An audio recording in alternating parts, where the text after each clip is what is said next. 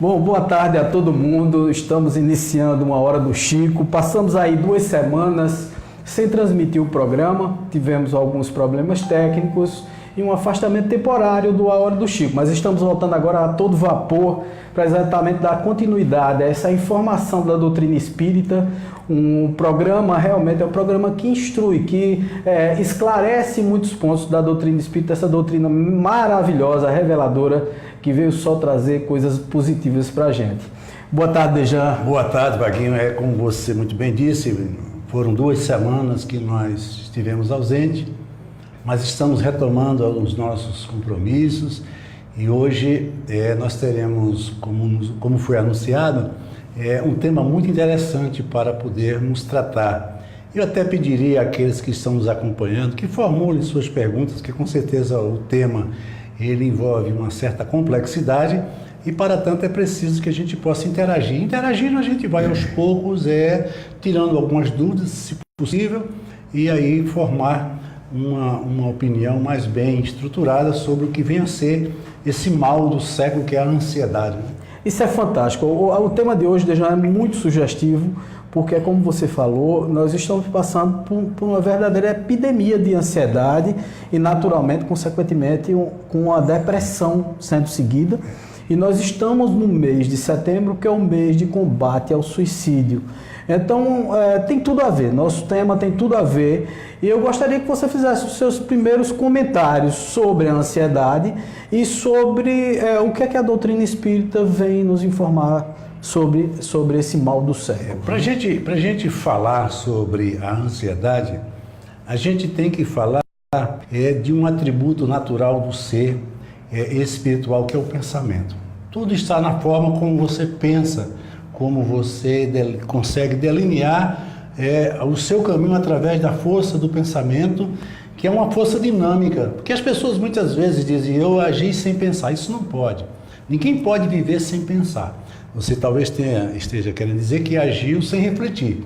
Sim. Ou seja, o reflexo é uma condição da luz. Ou seja, eu agi no escuro, eu não percebi o que estava em volta de mim e simplesmente de uma forma muitas vezes precipitada, eu tomei uma decisão ou eu agi e agora eu estou vendo que as consequências não foram as que eu esperava. Por isso que eu digo sempre, Vaguinho, tem uma coisa muito interessante, na oração do próprio Jesus, a oração que ele nos ensinou, quando ele nos deixeis cair em tentação. O que é tentação? As pessoas muitas vezes pensam que tentação é uma coisa ruim. Não, eu posso estar tentado a fazer uma coisa boa. Mas ele pede que a gente nunca deixe se levar pelo desejo imediato. A tentação é aquilo que a gente faz envolvido pelo imediatismo, que é uma das sequelas da própria ansiedade.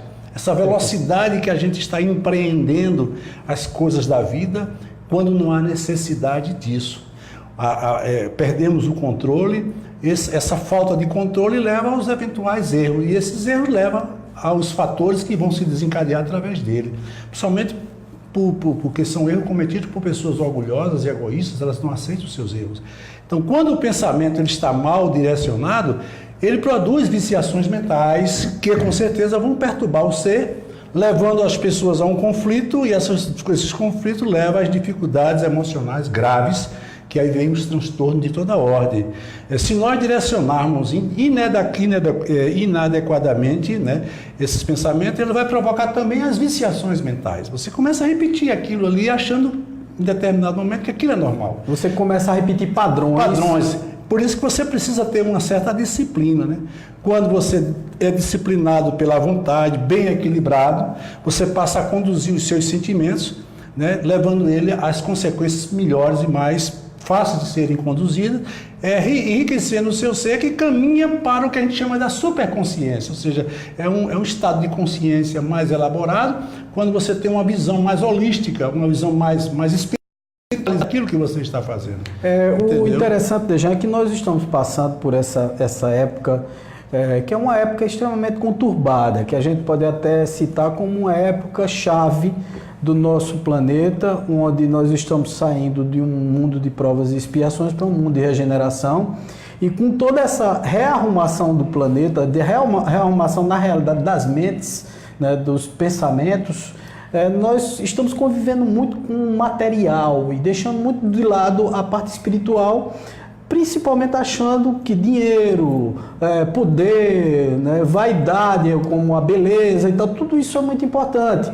E aí quando as pessoas se veem sem essas coisas que são materiais, entram nesse processo de ansiedade. Você diria que isso é um dos fatores principais? Olha, não tenha dúvidas, é um dos maiores fomentadores do processo ansioso, da ansiedade. Por quê? Porque, olha, Vaguinho, a pior coisa que o homem faz é ele pensar que é dono do que não lhe pertence. E hoje nós temos uma dificuldade muito grande, principalmente dentro de um modelo, mundialmente falando, onde os valores estão totalmente distorcidos e fora da sua própria realidade. O nosso projeto, o projeto Terra, espiritualmente falando, é o processo da evolução do ser. O que Jesus veio fazer aqui não foi mudar uma nação, um pensamento, ele veio mudar uma consciência, trazer forças e ideias novas para que você possa se estruturar dentro de você. Por isso que ele diz, meu reino é obra divina no coração dos homens. Ele não falou em nenhuma nação, em nenhuma igreja, nenhuma instituição, seja lá o que for. Ou seja, o que eu vim implantar aqui na Terra, exatamente é aquilo que o homem precisa implantar dentro dele. Entendeu? Perfeito. Quando o homem ele abusa desses valores, quando ele erra, consequentemente vem o primeiro dispositivo para assinalar o que ele fez quando ele não deveria ter feito, que é a dor.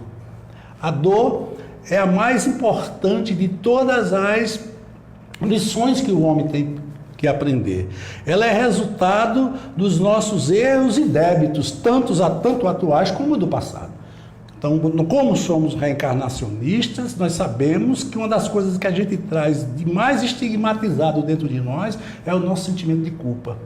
Por isso que a vida já começa tão difícil no processo reencarnatório, porque o espírito ele é portador de forma até inconsciente de um certo sentimento de culpa. É como se ele fosse um reincidente, quando a maioria que vem exatamente resgatar aquilo que ele não conseguiu na experiência anterior. Isso é maravilhoso, isso é a misericórdia de Deus, que está nos oportunizando a voltar ao mesmo lugar onde a gente cometeu o erro e ali a gente retificar o erro.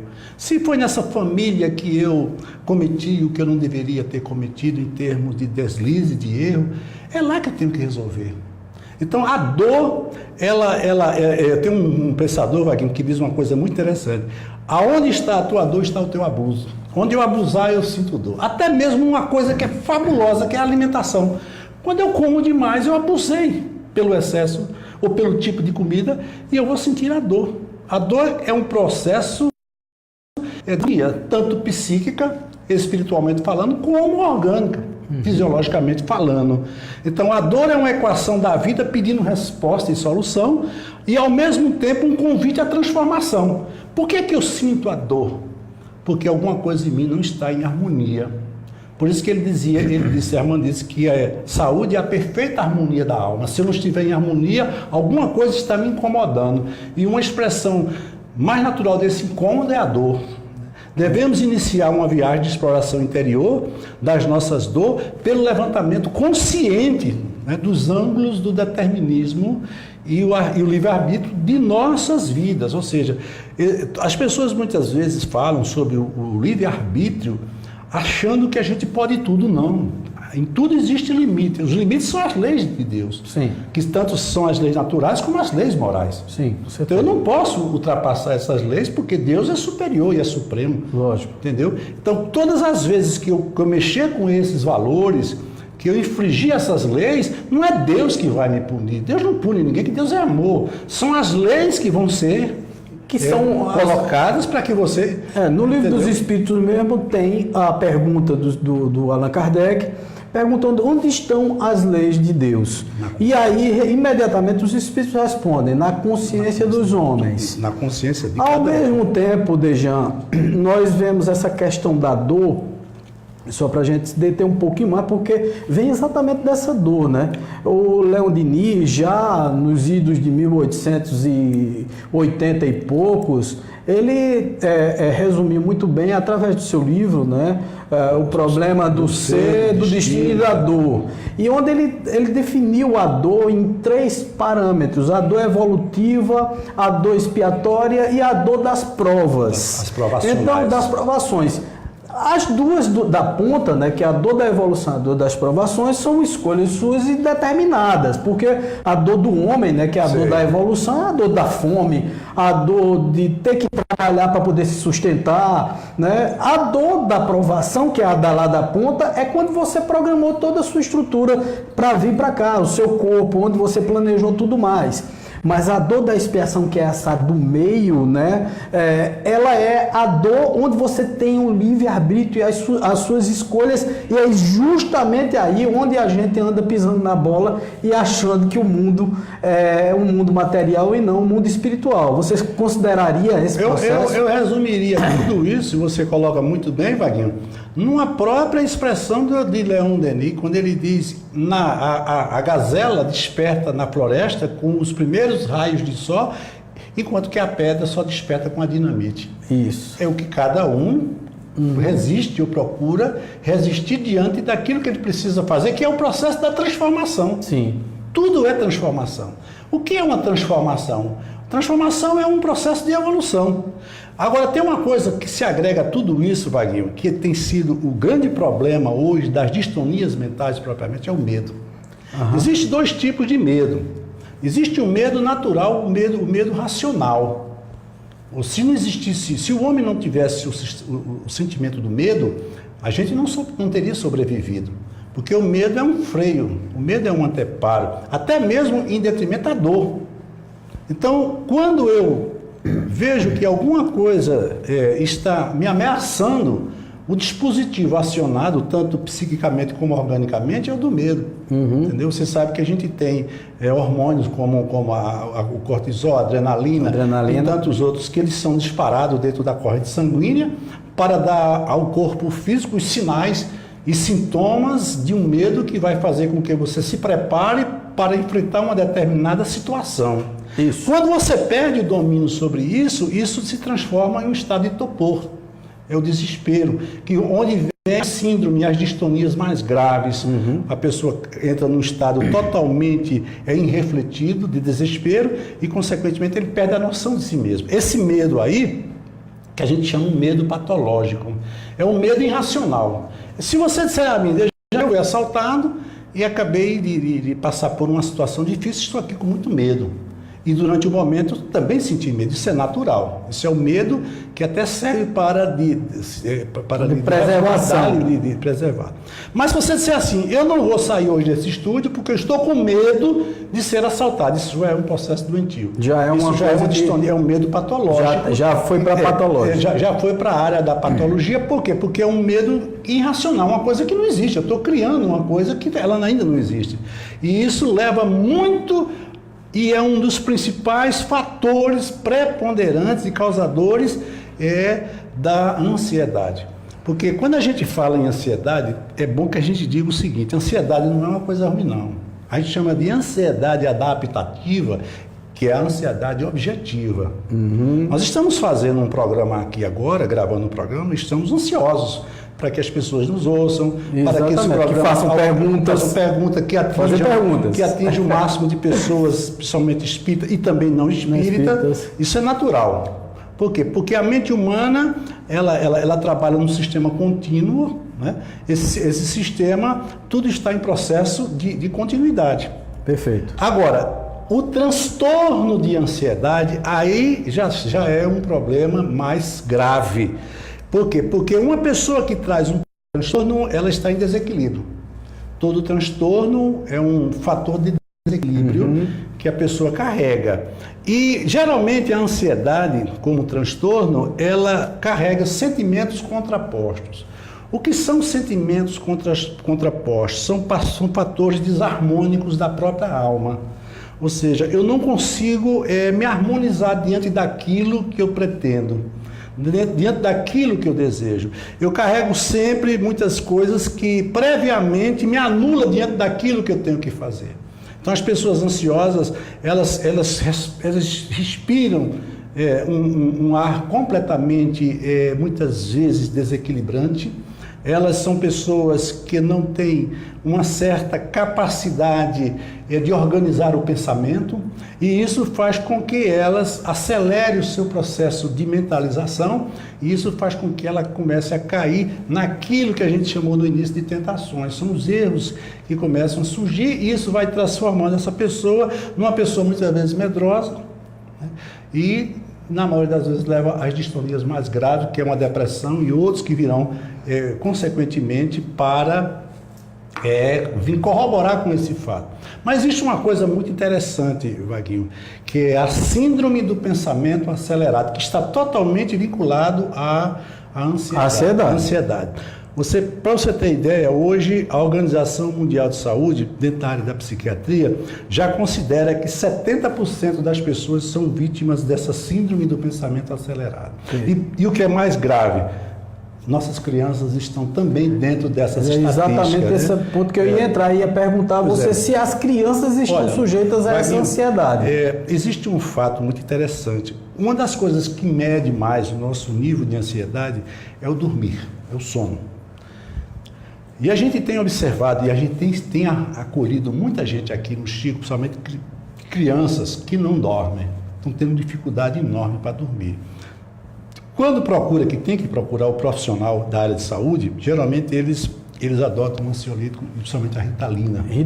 A Ritalina hoje tem sido a droga da salvação de todos, e eu não concordo e resisto muito a criança tomar Ritalina. É chamada crianças hiperativas, e é preciso a gente ver aonde é que essa hiperatividade está e como está na vida dessa criança. Será que essa família não está sendo uma patrocinadora desse processo? Como é que essa criança está sendo vista? Então é preciso que haja um trabalho muito sério direcionado para esse fator, para que essa criança seja vista como um ser, como todo ser deve ser visto, e não adotar determinadas técnicas, terapias e principalmente procedimentos medicamentosos e transformar essa criança já desde o início de sua vida em uma pessoa dependente química, porque eu não acredito que isso seja um problema químico. Dejão, a modernidade é fantástica, lógico, nós avançamos muito em termos de ciência, né? A psicologia, a psicoterapia, todas as terapias que são ligadas ao pensamento, né? Às emoções, elas evoluíram demais, mas ao mesmo tempo a gente percebe que por conta dos fármacos tem se exagerado nessa questão de transformar uma criança, que é normal, natural, porque ela está lá e é uma criança agitada, é uma criança que tem a sua vitalidade, o processo de vitalidade, o processo sei lá, do estímulo, né? Energia que ela já tem, né? Exato. E ela precisa transformar em energia cinética. Só que a criança, Vaguinho, diferente do que foi e do que era, a criança ela era mais livre, ela desenvolvia mais as atividades físicas. Era nesse ponto que eu ia chegar. Porque essa energia ela está ali retida. É um potencial imensurável de energia. E ela precisa liberar essa energia. E ela só pode liberar essa energia através do movimento. Olha, veja que hoje já está sendo constatado, inclusive isso na área da psiquiatria, um nível de ansiedade, até mesmo quando a pessoa está dormindo. Por que as pessoas acordam tão mal? Por que eu fui dormir e me acordei pior? Porque eu carreguei para a cama os problemas que se acumularam durante todo o dia, e esses problemas eles não vão desaparecer enquanto eu não mudar a minha forma de pensar. Foi aquilo que eu disse no começo, a força e a forma do pensamento. Uma mente que não se desliga, ela consome de forma exagerada uma grande quantidade de energia, tanto emocional como uma energia sentimental. Eu fui dormir com ódio, esse ódio ele não vai se dissipar. É uma espécie de uma mácula que fica preso no meu psiquismo, na minha alma, no meu inconsciente, seja lá onde for, mas é coisa de natureza interior. Isso não vai sair de mim e nem vai ser deletado como se faz com o computador, porque a mente ela não faz isso. O que eu tenho que fazer quando eu construo uma coisa que não é boa é desconstruí-la usando os mesmos mecanismos que construí. Se eu coloquei tijolo com tijolo, eu tenho que tirar tijolo com tijolo. É muito fácil, por exemplo, você me faz um grande mal e eu lhe perdoo, simplesmente lhe dizendo perdoo. Não é assim. Isso é uma área demarcada que precisa ser vista, olhada e aos poucos modificando a minha forma de ver. Por isso que eu digo, o mais importante do que pensar em esquecer é ressignificar. Isso é fantástico. Eu não posso esquecer o mal que você me fez, porque se você for uma pessoa vinculada e dotada ao mal, eu vou ficar refratário e você vai fazer de novo. Eu vou ficar, não diria nem refratário, eu vou ficar aberto para que você faça. É preciso que eu tenha as minhas precauções. Agora, sabendo eu que não devo entrar no mesmo campo de sintonia que você está. Isso é fantástico. Para que não haja ressonância dessas ondas mentais.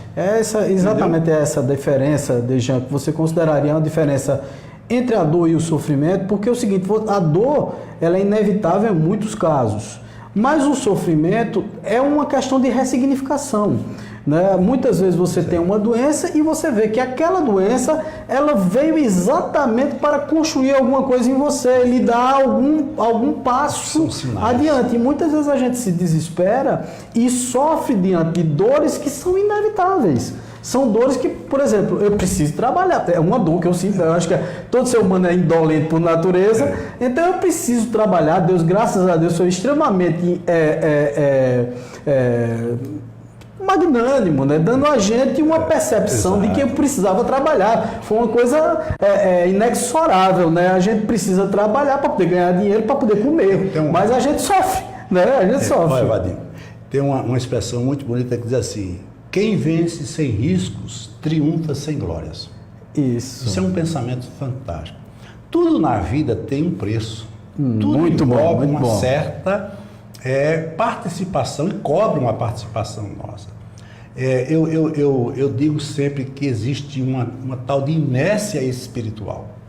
Essa inércia espiritual ou inércia religiosa é aquilo que as pessoas usam como artefatos para satisfazer os seus egos e os seus desejos. Fantástico. Olha, uma oração com ego, ela não tem nenhuma importância. A oração, ela tem que gerar um sentimento. E um sentimento que seja promovedor não só do seu bem, como do bem para o bem de todos. De todos. Deus não age por caprichos ou através dos caprichos nossos. Então, ele vai para a igreja, vai para o centro, vai para qualquer lugar desse e acha que se ele passar 5, 10, 15 minutos em oração em prece, ajuda demais, mas não é por aí que ele vai resolver. Ele tem que ir para o enfrentamento, como a gente vai ver mais adiante, para ir buscar a solução para o problema que ele mesmo criou. Perfeito. E ele tem que encarar isso, e isso é que é importante, como você disse, é o que faz o homem ser grande. Porque nós não viemos aqui para sermos melhores, nós viemos aqui para sermos bons. Por isso, e nem bons somos, porque o próprio Jesus, quando aquele homem chamou de bom, disse, bom é meu Pai que está no céu. Olha, Jesus não se qualificou a essa condição, imagine nós. Isso. Então veja, ninguém é digno desse pódio se não utilizar os seus fracassos para alcançá-lo. Vaguinho, se a gente olhar direitinho, você mesmo que está nos assistindo, você sabe que foram os momentos difíceis, os momentos de grande dificuldade que nos ensinaram grandes lições. Porque o processo da transformação, ele é doloroso, muitas vezes eles nos deixam lá embaixo, mas quando a gente ressurge como a fênix, a gente se transforma numa pessoa completamente melhor. É muito bom. E muito mais fortalecida. E isso está muito ligado a esse aspecto que a gente chama da ansiedade. Por quê? Porque para que a gente possa entender, conviver e lidar com essas adversidades que são as promovedoras da sociedade, é preciso que haja um fator determinante em tudo isso, que é a humildade. Isso. O que falta para a humanidade é a humildade. Essa humildade, humus vem de terra, terra vem de nascimento, de crescimento, que é a primeira condição do Sermão da Montanha. Bem-aventurados os pobres de espírito, porque terão o reino de Deus. O que é um pobre de espírito? É um ser humilde. Ninguém deu a gente uma lição maior de humildade do que Jesus. Jesus foi até o limite da expressão da pura humildade. Ele podia tudo. Tem um momento muito bonito na vida de Jesus, que ele foi interpelado por Pedro. Pedro disse, mas mestre, por que naquela hora, diante de Pilatos e diante de toda a corte que ali se encontrava, né, os juízes do templo estavam todos ali, e Pilatos pergunta, onde é que está o seu reino? Que rei é você? E Jesus sorriu e disse, Pedro, ninguém pode falar a verdade a uma mente mentirosa. Isso, eu não posso dizer uma coisa se eu sei que você não vai ter condição de ouvir. Quem tem ouvidos para ouvir, que ouça. Quem tem bocas para falar, que fale. Quem tem olhos para ver, que veja. Isso. Mas que cada um seja responsável por aquilo que está ouvindo, falando e vendo. Isso. Ninguém pode assumir o fardo do outro. Não adianta você pedir a ninguém. Por mais que um pai ame, idolatre, cuide, cerceie o seu filho, mas aquilo é um espírito independente. Essa herança genética, ela não existe. A herança é energética. Entendeu? Nós temos os traços, nós temos os hábitos, tudo, mas cada um carregando a sua própria coisa. Ele falou. Entendeu?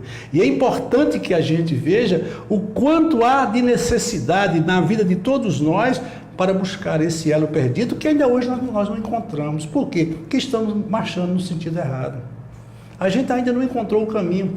Deus é a grande estrada, mas o caminho quem faz é cada um de nós. Dejan, eu estava fazendo semana passada, foram algumas palestras, eu não me recordo em qual foi, em que eu toquei na perdão, que as pessoas precisavam do auto-perdão, né? Que é se perdoar para poder ressignificar as coisas da nossa vida, né? E principalmente que a gente precisava viver e viver muito bem, cumprindo a nossa programação espiritual e sem pensar em tirar a própria vida. Nós estamos no mês exatamente do combate ao suicídio.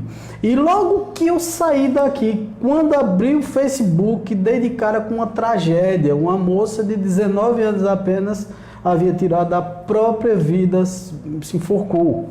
Então, todo esse processo do suicídio é uma coisa que se fala muito dentro do espiritismo.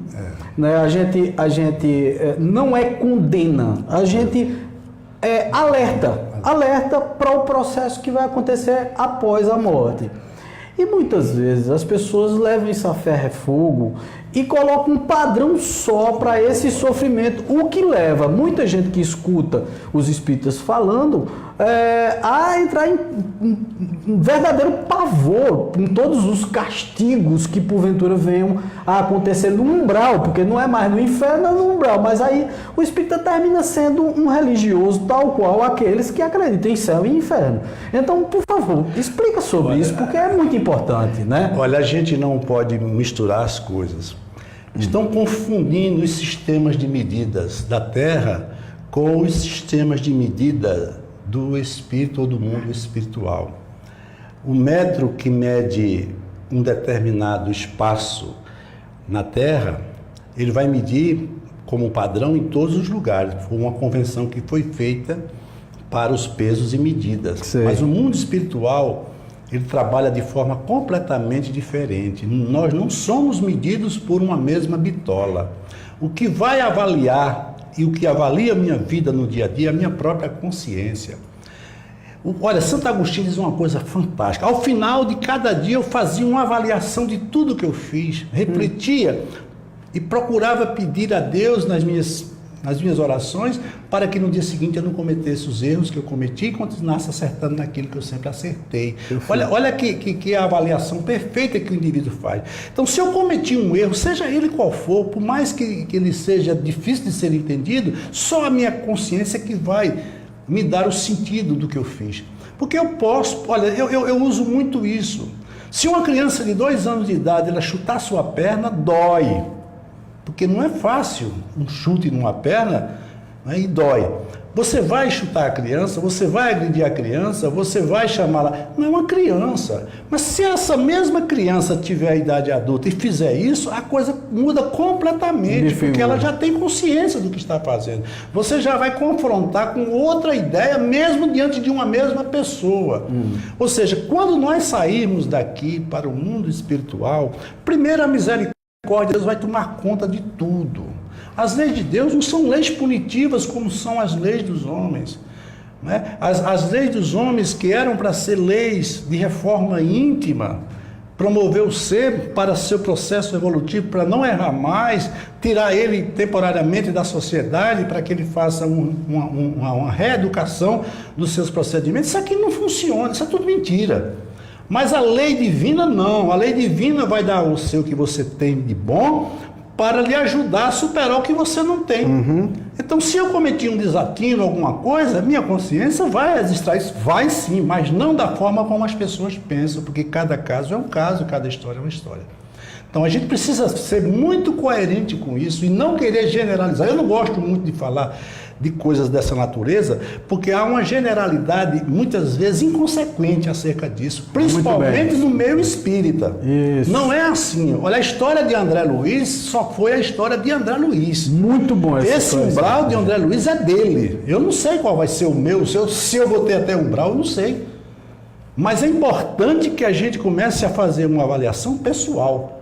Os processos desencarnatórios, mesmo quando eles são coletivos, mas ele leva a individualidades espirituais, cada um carregando, por isso que Jesus, cada um carregando a sua própria cruz. Aí cabe aquela questão do morrer e desencarnar. O que é morrer, o que é desencarnar. Então cada um sabe qual é o seu desencarne, né? Porque morrer é perder a vitalidade do corpo, desencarnar é você exatamente se desvincular desses pensamentos daqui e entrar na sintonia de lá, lógico, naturalmente, carregando tudo que aconteceu aqui. Eu estava falando que o desencarne e a forma de desencarnar e de chegar no plano espiritual ela é tão diversa quanto são as pessoas. Como são as pessoas e como são as histórias de cada pessoa. Né? Porque cada um, cada um de nós carrega um mundo de histórias vividas. Eu sei lá quem eu fui. Por isso que eu digo, a personalidade congênita é o que define a natureza do ser espiritual. Eu hoje estou sendo apenas um personagem temporário, numa representação também temporária, de um processo evolutivo. Eu estou aqui porque alguém acredita em mim. Por isso que eu digo muito às pessoas, olha, tenha mais consciência do que você é, lute mais pelos seus objetivos, e não se deixe levar, muitas vezes, pelo desânimo que tem sido motivo da grande derrocada do ser humano. Porque você foi matriculado numa escola por alguém que acredita que você vai aprender. Isso. Agora, o tempo que você vai ficar nessa escola é uma condição sua, isso é problema seu. Mas que um dia você vai sair daqui, senão Deus não daria a gente as oportunidades que a gente tem que ir. Exato. Por que eu vou oportunizar um ser que não merece oportunidade? Então, essas coisas são difíceis de serem entendidas, mas elas precisam ser ditas. E quando a gente volta ao caso da ansiedade, as pessoas muitas vezes... Olha, a ansiedade é uma sensação de algo desagradável, né, que está para acontecer. Veja, a ansiedade muitas vezes não é um fato ocorrido, é o que vai acontecer. Quando eu falo da ansiedade, eu falo do transtorno, ou seja, quando ela exacerba os processos da naturalidade. Então, por exemplo, quando um problema ele é maior do que eu, a ansiedade tomou conta. Eu não posso deixar que os meus problemas me superem. Quais são as características da ansiedade?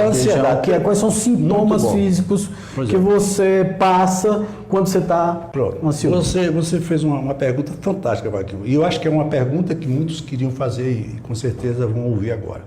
Vamos falar dos sintomas físicos. Um deles é a taquicardia. Por que é que meu coração está batendo? Tem pessoas que sofrem isso constantemente e muitas vezes entram num processo de desespero, acham que estão com um problema cardíaco, e vão para o médico, ninguém consegue diagnosticar. Porque não há um diagnóstico definido e físico para um processo ansioso. Sei. O processo ansioso ele não tem. A psiquiatria não tem. Ele vai ouvir o histórico e pelo histórico ele consegue fazer uma reação e provocar ou buscar um diagnóstico. Perfeito. Tontura, a própria sudorese, dores estomacais, cefaleias, aquelas irritações, inquietações. E hoje tem uma que é fantástica para se colocar aí, que é a fibromialgia. Inclusive a fibromialgia é uma doença, né, ou uma sensação que as mulheres têm que não se explica cientificamente. Eles não sabem de onde é que vem essa fibromialgia. É um processo tão intenso, de uma desarmonia tão grande, porque ela atinge praticamente todo o sistema nervoso central. Ela toma conta de tudo, provocando um fator irritadiço em todas as estruturas musculares. Fantástico. E, consequentemente, isso provoca um mal-estar sem tamanho. E eu digo mais, gente, não há remédio. Não há remédio fisicamente falando ou quimicamente falando que vai resolver isso se uma mente está nutrindo todo esse processo. Porque tudo está na força do pensamento. Tudo Agora, por exemplo, os sintomas psíquicos, a depressão. Vem associado à depressão o fator da insônia. Isso. Eu digo sempre, Paguinho, se você quiser estabelecer um critério de avaliação da sua vida, um dos fatores mais interessantes é o do dormir. Sei. Não é dormir em termos quantitativos, em termos de espaço. Qualitativos. É qualidade de sono. A perda de concentração. Você pode ver, você muitas vezes está conversando com uma pessoa, ela está totalmente ali dispersa. Ela não consegue, por quê? Porque é o que a gente chama de mente macaco louco. Pula de galho em galho e não sabe em que galho fica. Ela não consegue concentrar nada. Porque ela perdeu o sentido da ordem. A desarmonia se instala de tal forma que ela começa a não sentir-se dentro dela mesma.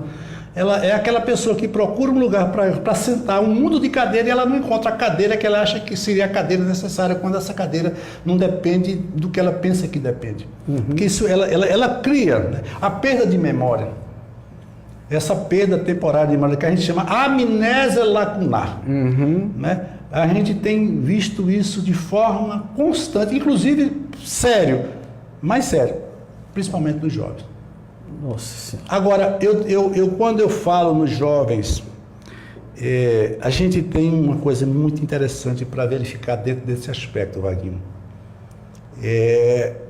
A palavra chama-se autonomia. Isso é fantástico.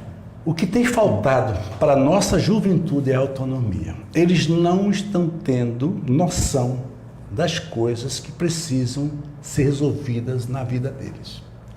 Eles não suportam nem sequer o calor do sol, quando ele muitas vezes aumenta a sua intensidade.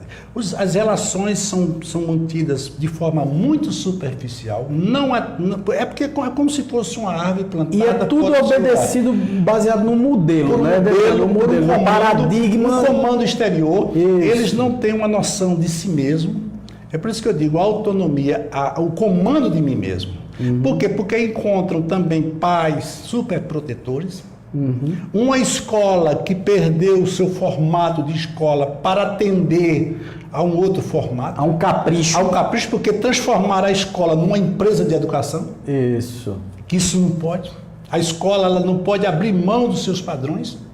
Não estou falando no processo da rigidez, não. Eu estou falando do processo da educação, porque a educação ela não é de fora para dentro. A educação educar é de dentro para fora. A escola não educa, ela instrui. Eu sei. Ela viabiliza processos de instrução para ele poder elaborar o seu processo de educação. Fantástico. Aí é preciso que haja uma interação escola-família. Só que a escola não é responsável, a professora não é responsável pelo filho de ninguém. Olha, se um pai não educa um filho, uma professora vai educar 50 filhos. Ela vai passar para ele todo um programa previamente elaborado, estabelecido, que é para despertar nele a sua consciência. Mas o que é que acontece? Ele é arredio. Ele passa 4 horas, se muito passar, dentro de uma escola, e passa 16, 17 horas fora dessa escola, fazendo coisa completamente diferente do que seria necessário para ele. E onde é que vai pesar mais isso? Vai pesar no lugar onde a coisa mais existe. Então, eu digo sempre, se a gente quiser mudar qualquer sistema, só muda através da educação. Tanto da família, da parte da família, como da parte da escola. Porque as pessoas dizem assim, mas a educação antigamente era muito fácil, os filhos obedeciam. Não. Os filhos deles eram mais reprimidos. É diferente. A repressão não é um processo educativo. Não é um processo educativo. É preciso a gente entender isso. A educação, para que ela tenha suporte, é preciso que haja diálogo. Pais e filhos têm que conversar, não como amigos, como pai e filho. Isso. Eles podem levar Perfeito. isso para um pensamento de mas pai não é amigo de filho, porque amigo a gente pode ter qualquer um, pai a gente só tem um. Então a gente tem que entender isso. Eu digo sempre, é se envolver, é conviver sem se envolver. Você não pode perder o seu papel na história daquele espírito que lhe escolheu para ser o seu orientador. Se eu falhar, ele falha. Por isso Exato. que eu digo, no dia que eu desencarnar e se me preparar para voltar, a primeira coisa que eu vou pedir a meu pai é que não me deixe cair de novo. Exato. Entendeu? Que me ajude, para que eu tenha uma infância. Quer dizer, se os pais começam a ficar fãs dos filhos, Aí- ao invés de serem pais dos filhos, porque é o que está acontecendo muito com esse processo aí de mudança da face do mundo para regeneração, é exatamente essas crianças que estão vindo, que estão chamando de cristal, de índigo eu e tal. concordo. Isso é uma grande bobagem, porque você termina perdendo o foco, que é o foco da educação do seu filho, e começa a ser fã dele e ficar submetido aos caprichos do seu filho, ao invés de ensinar e educá-lo quando ele deve ser moldado. E outra coisa, Wagner, isso provoca o crescimento das crenças limitadoras. Perfeito. Aquelas coisas que a gente não tem condições de mudar porque não pode mudar. Não tem que ser assim. O processo da transformação, ela vai sempre abrir uma possibilidade de uma mudança e que essa mudança seja a melhor possível. Quando eu falo veja, tudo se transforma a cada instante. O mundo ele não é um processo estático. A obra de Deus é uma obra dinâmica em todo o seu potencial. Mas a verdadeira transformação, ela começa em você. Vamos, por exemplo, a partir de agora, eu convido vocês para elevar a nossa autoestima, né? Utilizando os conhecimentos que tivermos, né, para nos tornarmos pessoas extraordinárias. Todo mundo quer ser uma pessoa extraordinária, todo mundo quer ser mais do que o outro, todo mundo quer ser mais importante. Agora, como é que eu posso esperar essa condição, essa transformação evolutiva no mundo se você não provoca uma mudança dentro de você? Que é a mudança interior. Interior. Não é o ego apenas, é o self. O self é o ser.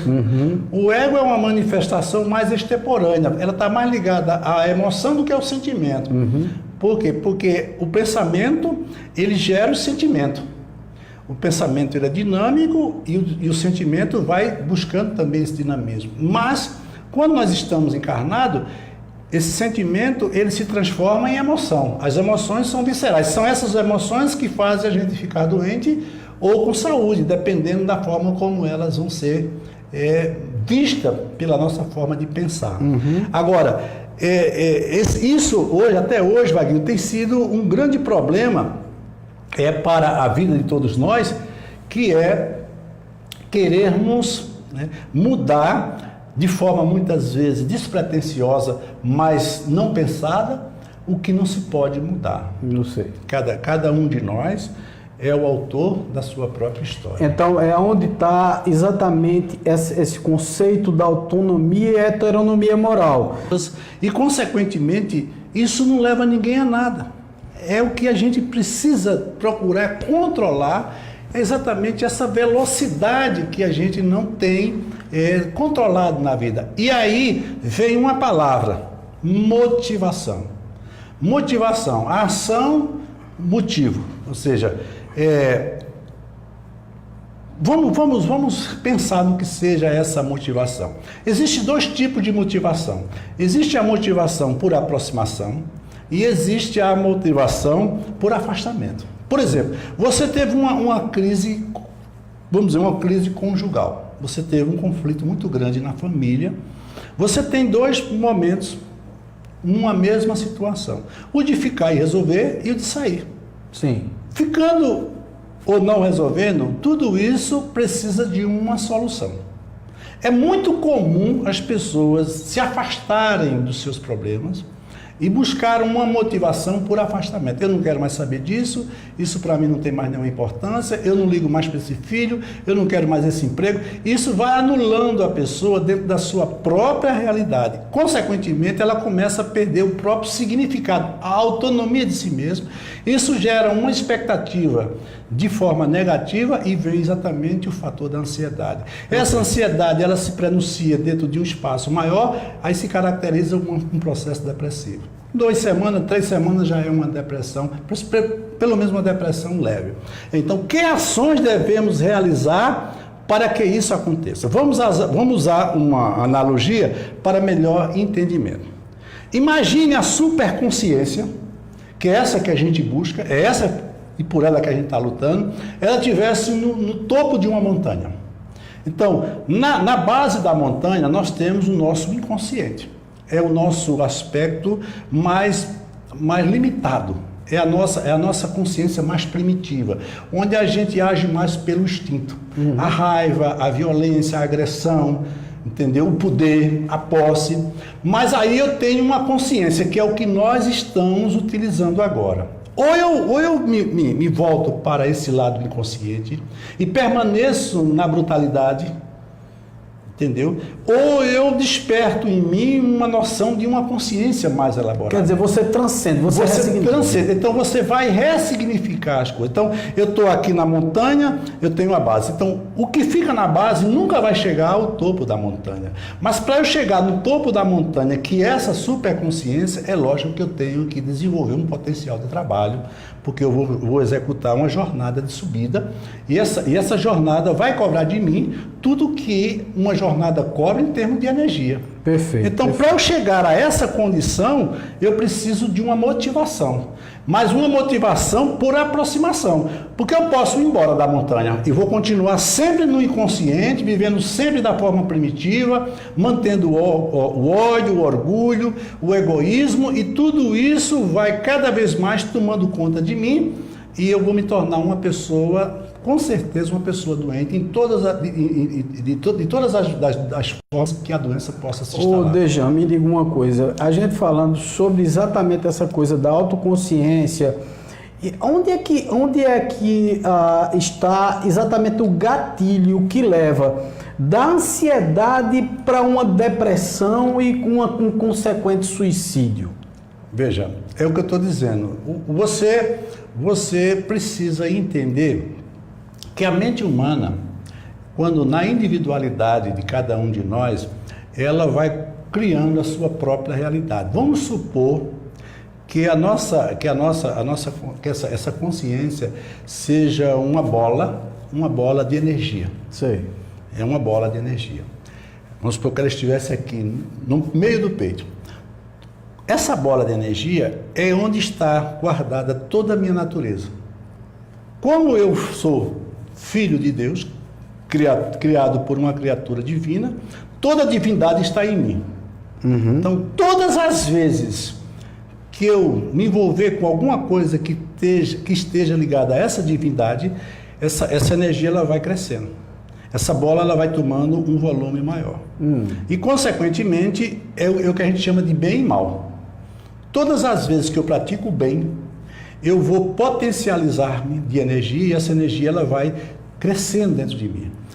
Mas quando eu não pratico isso, quando eu faço alguma coisa fora desse propósito, trazendo uma energia negativa, ela não consegue interagir, porque aqui só vai entrar uma energia que seja em sintonia, ou que esteja em sintonia com essa energia divina. Entendi. Mas essa energia não entrando, ela vai ficar em algum lugar, ela vai se deslocar para uma outra área. Ela não vai provocar nada porque ela não tem como entrar. Entendo. E aí o que acontece? Começam a surgir as manchas da alma, que a gente chama de nódoas. Essas manchas, elas precisam ser tiradas. Mas elas não vão ser facilmente tiradas. Você sabe que uma nódoa precisa ser lavada e relavada. Então, consequentemente, isso é o que faz as pessoas perderem o significado da vida. Elas começam a construir coisas que cada vez mais vão tornar-se para ela processos de sofrimento, de angústia. Por quê? Porque aquilo ela própria armazena. Porque uma coisa vai chamando a outra. Essas forças, elas se nutrem pela similitude que elas têm. O mal vai estar sempre chamando o mal. Você acorda de manhã, a motivação mesmo por afastamento. Você tem, por motivação, uma série de coisas a fazer. Amanhã nós vamos ter uma série de obrigações, umas que nos agradam, outras que não, mas que são necessárias para o nosso processo evolutivo. Aí eu fico deitado numa cama. Então o que é que os problemas vão ser resolvidos? Não. Alguém vai resolver por mim? Também não.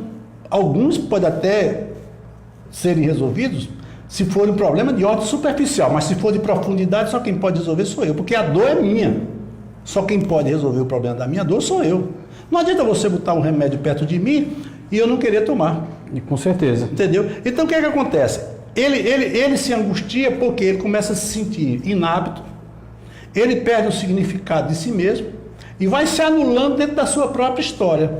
Por quê? Porque ele se isola. Primeira coisa que ele faz é tentar se isolar do meio, porque ele se sente totalmente diferente de todos. Depois ele vai se isolando, ele vai fechando as portas e vai se enclausurando cada vez mais e termina em cima de uma cama, brigando contra o pior inimigo que o homem tem, que é um travesseiro. Ninguém ganha uma luta por travesseiro, porque a luta ela é intrapsíquica, é você com você mesmo. Exato. É você com o seu fantasma. Você está gerando o fantasma, o monstro, e você mesmo está se amedrontando com ele. Aí onde eu digo, o que é preciso para fazer isso? É procurar exatamente uma motivação por aproximação. Não é magia. E nem através de magia que você vai fazer um negócio disso. Sei. Você não pode mudar o rumo de uma vida. Eu sei lá, durante quantos anos, ou em quantas reencarnações eu trago uma raiva, um ódio, uma decepção, um fracasso? Sim. Para ter como resolver isso de um momento para outro. Mas é preciso a gente começar já a tomar algumas atitudes e começar a dar os primeiros passos. Isso é muito importante. E essa motivação, ela muitas vezes leva a pessoa a determinados questionamentos. Eu não quero sofrer, eu não quero ser insegura e medrosa, eu não quero ser infeliz. Ela diz tudo que não quer e não faz nada para mudar. Porque eu também não quero ser. Quem é que quer ser? Não é? Então, toda realização, ela exige de cada um de nós um esforço para que ela possa ser efetivada. É onde está a nossa vitória interior. Eu vim e venci. E Jesus veio exatamente mostrar isso, nos dizendo coisas que são de fundamental importância. Conhecereis a verdade vos libertará. Por que eu estou preso à ansiedade? Por que eu estou preso à depressão? Porque eu não estou sabendo lidar com a verdade. Não é a verdade que se contrapõe à mentira do mundo cotidiano, é a verdade de mim mesmo. Eu não estou sabendo lidar comigo. As maiores lutas, Vaguinho, são as lutas intrapsíquicas. O que as pessoas fazem de mal a gente é muito pouco para o monstro que a gente carrega dentro da gente, quando a gente carrega culpa, sentimento muitas vezes de grandes processos culposos que você vem trazendo de reencarnação para reencarnação. E ele não consegue sair, por quê? Porque ele não encontra meios e ele não quer encontrar. Porque ele quer uma motivação por afastamento. Não, vou deixar para lá. E esse deixar para lá tem sido um problema sério, é uma das chagas da humanidade. Quer dizer, você fica repetindo os mesmos erros de encarnação após reencarnação. E essa repetição lhe leva a um estado doentio psíquico. Exatamente. Né? Você começa a adoecer. Você começa a adoecer. Tem uma expressão de André Luiz, lá em nosso lar, olha o que ele diz assim: ó irmãos da terra, quantos de vós poderias evitar o caminho da amargura com o preparo dos campos interiores do coração? Acendei vossas luzes antes de enfrentar a grande escuridão. Olha, é um processo reencarnatório. Buscai a verdade antes que a verdade vos surpreenda. Soai agora para não chorares depois. Veja que expressão fantástica e que lição maravilhosa. Eu vou repetir para que vocês possam fixar melhor. Acendei vossas luzes antes de enfrentar a grande escuridão. Ou seja, aquilo que a gente falou no começo, se preparar, entendeu? Se conhecer. Aí vem aquela palavra, autonomia, né? Buscai a verdade antes que a verdade vos surpreenda. É a mesma coisa que Jesus disse, reconcilia-te com o teu inimigo quando estás a caminho, para que amanhã o juiz, olha aí, surpreenda. Isso. O juiz vai bater na tua porta, vai mandar o fiscal te buscar, tu vai preso. E por não declarar o mal que tu fizesse, tu vai ser vítima do que os outros disserem. Quer dizer, Dejan, a depressão, a depressão e a ansiedade, ela está muito ligada ao não fazer, e principalmente a não cumprir com esse planejamento que você estipulou no mundo espiritual. Foi programado, porque o processo tem todas as particularidades do próprio processo, entendeu? Nós não estamos aqui para brincar, isso aqui não é um paraíso, todo mundo sabe, mas também não é o inferno. É um lugar que se faz duas coisas das quais a gente não pode deixar de fazer. São as provas, que são nossas escolhas, mas tem as reparações, que são coisas mais fortes, e a gente precisa passar por ela. Só teve um ser aqui que não foi preciso vivenciar nada disso, que foi Jesus. Jesus veio com um espírito da grandeza que ele veio. Um espírito puro jamais poderia passar, porque ele não precisa passar por isso. Ele já é um aluno aprovado em todas as matérias, em todas as escolas que nós conhecemos. Então, a gente precisa entender isso. E não é a dor que nos muda, mas a utilização inteligente da dor. É exatamente, a ressignificação. A ressignificação. Por que é que está doendo? Vou buscar uma alternativa, vou buscar uma ajuda. Porque um dos maiores problemas das distonias mentais é a resistência do próprio paciente. Isso, com certeza. Então, hoje nós temos, graças a Deus, aqui no Chico, uma teoria, aliás, uma terapia fantástica para isso. O magnetismo faz você quebrar essa resistência, abrir seu coração e fazer aquilo que Emmanuel diz, procurar a harmonia da alma. Quando ele procura a harmonia, ele começa a se nutrir de energia positiva. Ele estava impregnado. Aquelas manchas, elas começam a serem limpas. Elas vão elas vão diminuindo o seu tamanho e o tamanho da nódoa que elas muitas vezes proporcionam. Aí não foi outra pessoa senão você mesmo. Ou seja, você mesmo vai encontrar um meio e uma alternativa para se encontrar, porque você era um estranho dentro de você mesmo. Beleza. Faltava um comando, faltava uma autonomia na sua vida. Aí ele vem, faz a... E o que é interessante, Wagner, muitas vezes a distonia, a ansiedade, a própria depressão, ou até mesmo um quadro mais grave como a esquizofrenia, ela é tão grave que nos primeiros tratamentos ele sente-se mal. Por quê? Porque você está mexendo com uma coisa que até um dia... Eu estou fazendo curativo. É um curativo. Quando a gente faz um curativo, está mexendo na ferida. Ela dói. Agora, ela vai cicatrizar. A tendência dela é de cicatrizar e, consequentemente, você vai buscar as alternativas, e dentre elas, aí quando eu digo, procura alternativa médica, os médicos vão passar os remédios. Para a semana nós vamos falar da depressão. Eu vou falar da depressão tanto dentro do aspecto espiritual, como dentro do aspecto fisiológico. Fantástico. Entendeu? Nós vamos ter, assim, uma tarde com muitas coisas acerca da depressão. Eu não vou misturar para a gente não... Isso aqui foi apenas o início, para que a gente possa entender o que vem a ser a ansiedade, o que é que a ansiedade provoca. Os fatores físicos, emocionais, os fatores espirituais. Mas toda doença, toda distonia tem seu início num fator chamado estresse. O que é o estresse? É uma velocidade acima do normal, porque tudo o que você faz não respeitando os limites que são necessários, você passa a ser um infrator. Dejan, uma das coisas que eu comentei numa das palestras que eu fiz, inclusive no GEGAD, foi exatamente sobre a gente poder alcançar essas coisas quando a gente quer, quando a gente deseja sair de certas situações, de certos momentos de nossa vida, a ansiedade, a depressão e tal. Mas é fundamental, e aí eu não toquei nesse assunto, e eu gostaria que você até explicasse para a gente fechar o assunto, que é muito importante a procura de uma ajuda médica tradicional, dos fármacos que vão estabilizar. Então, por favor, até para a gente entender como é, lógico, não exageradamente, mas você, para sair de certas coisas, você precisa disso, né? O problema, todos os nossos processos doentios, eles se instalam principalmente na mente, porque eles são provocados pela força do pensamento. A mente, ela vai se interligar primeiro com o perispírito, que é o corpo energético. Sim. É o corpo espiritual.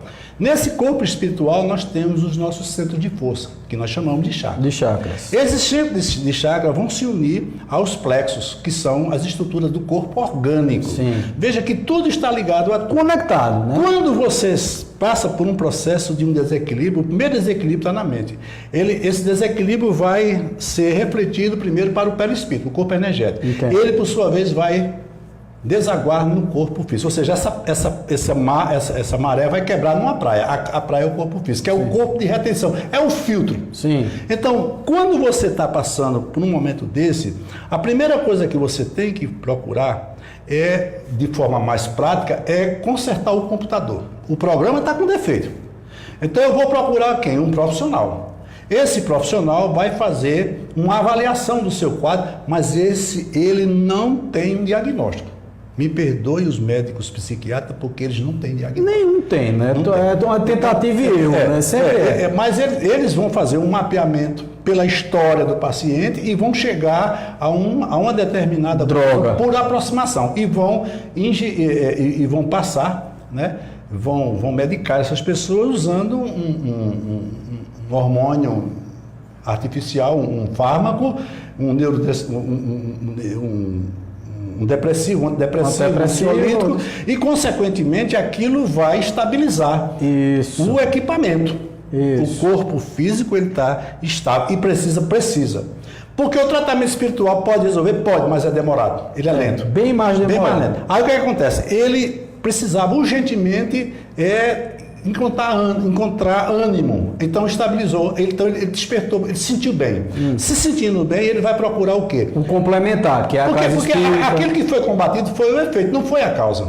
Porque, se você bate com a mão na parede, eu estou fazendo curativo na sua mão, vai chegar um dia que esse curativo não vai mais atender. Lógico. Porque eu estou fazendo errado, eu devia cuidar da mente que manda essa mão bater.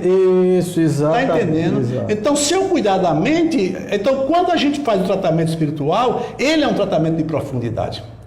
Ele é de profundidade. Então, se você associar um ao outro, ou seja, você conserta o computador, conserta o programa, e com certeza você vai ter para sempre uma harmonia tranquila, porque todas as vezes que o problema der sinal, você já sabe como lidar com ele. Exato. Por quê? Porque você contraiu aquilo que a gente falou no começo, autonomia. Eu tenho autonomia.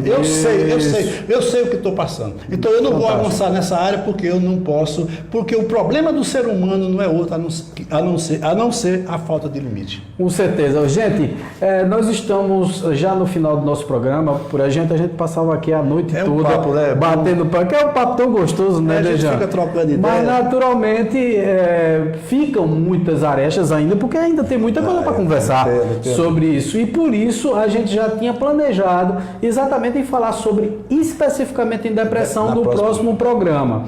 E aí nós vamos nos despedir agora. Naturalmente nós vamos passar a nossa agenda do nosso grupo de estudos espíritas Chico Xavier e logo depois vamos encerrar. E se vocês quiserem fazer perguntas, é até bom, porque a depressão vai ficar quer dizer, a depressão não, o assunto depressão, o tema depressão vai ficar para o próximo programa. É interessante porque vocês podem fazer perguntas já baseado no próximo programa. Então é só entrar tanto no perfil do Dejan como no meu perfil Wagner Andrade, e vocês podem fazer as perguntas inbox que a gente vai tentar, e até nesse próprio vídeo abaixo vocês podem fazer a pergunta e a gente vai guardar essas perguntas para no próximo domingo a gente tentar esclarecer naturalmente, né? Então vamos para a nossa agenda do Chico. Bom, a partir de amanhã, né, segunda-feira, nós teremos nosso hospital espiritual, que começa a partir das 6 horas da noite e vai até a última pessoa ser atendida.